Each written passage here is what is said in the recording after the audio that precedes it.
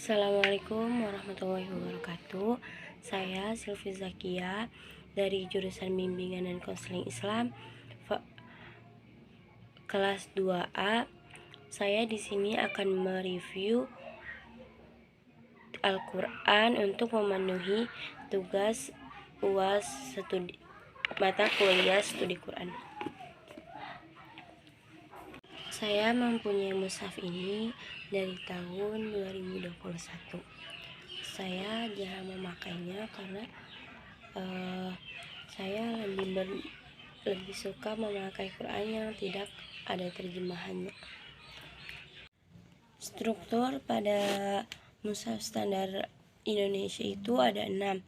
Yang pertama surat, yang kedua manzil, yang ketiga juz, yang keempat hizib, yang kelima makro, dan yang terakhir itu ayat. Yang pertama surat.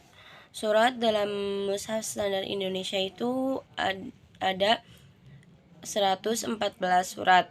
Penamaan surat mushaf standar Indonesia mengikuti pandangan mayoritas ulama.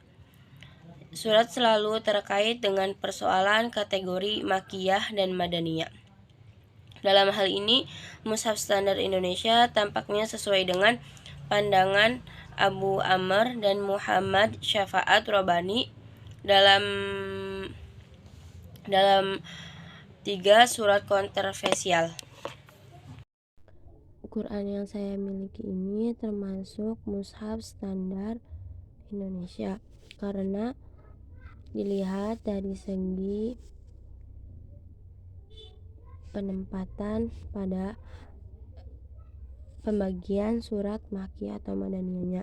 Yang pertama pada surat Ar-Ra'd. Di sini di Quran yang saya miliki Ar-Ra'd itu terdapat golongan surat makiyah. Kemudian pada surat An-Nas dan Al-Falaq itu terdapat golongan surat madaniyah.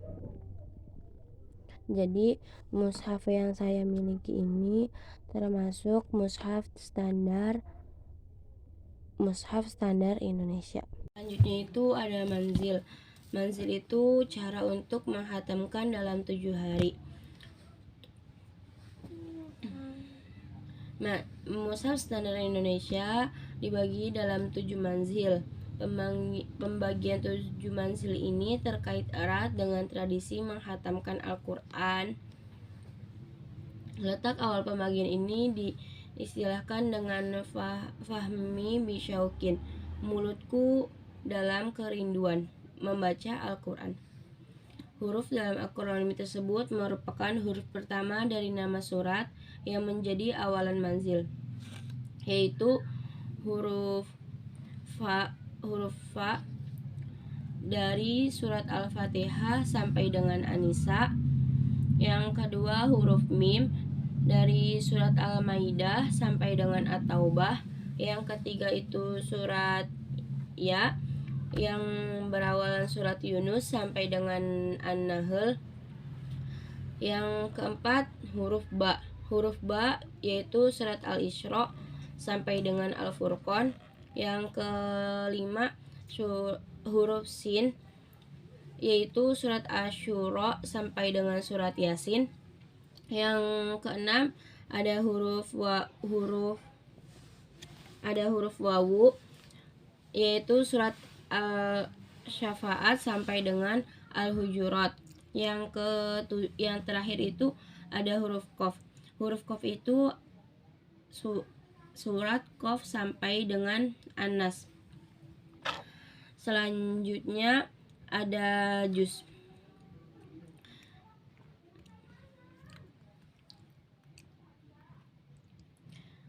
Juz dalam mushaf standar Indonesia itu dibagi dalam 30 juz. Pembagian 30 juz ini terkait erat dengan tradisi menghatamkan Al-Quran dalam 1 bulan. Hitungan juz dimulai dari kata alif lam mim dalam Quran surat Al-Baqarah ayat 1. Penentuan awal juz dalam mushaf standar Indonesia didasarkan pada Funun Al-Fanan karya karya Ibnu Jauzi. Menurut Mushaf Standar Indonesia itu awalan juz surat Al-Maidah itu ada di ayat 83. Yang kedua itu surat Yasin. Awalan juz 23 ada di surat Yasin ayat ke-68. Selanjutnya ada hizib. Hizib adalah suatu bentuk untuk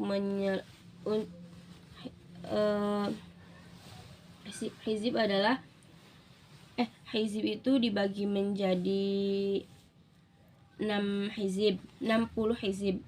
Masing-masing hizib terdapat 4 bagian. Yang pertama itu al-hizib, yang kedua rabu'ul hizib, yang ketiga nisful hizib, yang terakhir itu as-salasatu arba'il hizib. Simbolisasi dalam Mushaf Standar Indonesia menggunakan bentuk persegi dengan lingkaran dan titik hitam di dalamnya.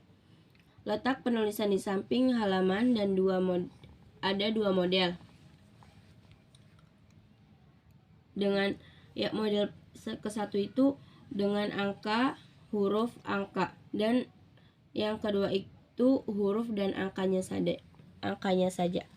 Kita lihat contoh al-hizbu Mushaf Standar Indonesia. Contohnya kayak gini.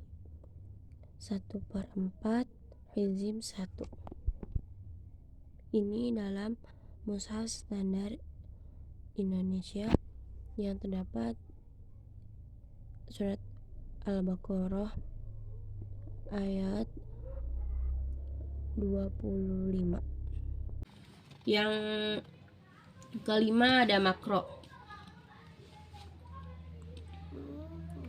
Ruku atau makro itu dalam Mushaf Standar Indonesia itu dibagi dalam 557 ruku atau makro. Pembagian ruku atau makro umumnya didasarkan atas kesatuan tematis pada sekelompok ayat. Jumlah ayat dalam setiap ruku makro tidak sama. Dalam Mushaf Standar Indonesia, penulisan simbol ruku makro dimulai dari akhir Quran surat Al-Baqarah ayat 7. Hal ini berarti mulai dari ayat pertama 1 ruku atau makro. Contoh makro atau ruku yang terdapat dalam surat Al-Baqarah ayat 7 dengan simbol huruf ain. Yang terakhir itu jumlah ayat. Jumlah ayat pada Mushaf Standar Indonesia itu berjumlah 6.666.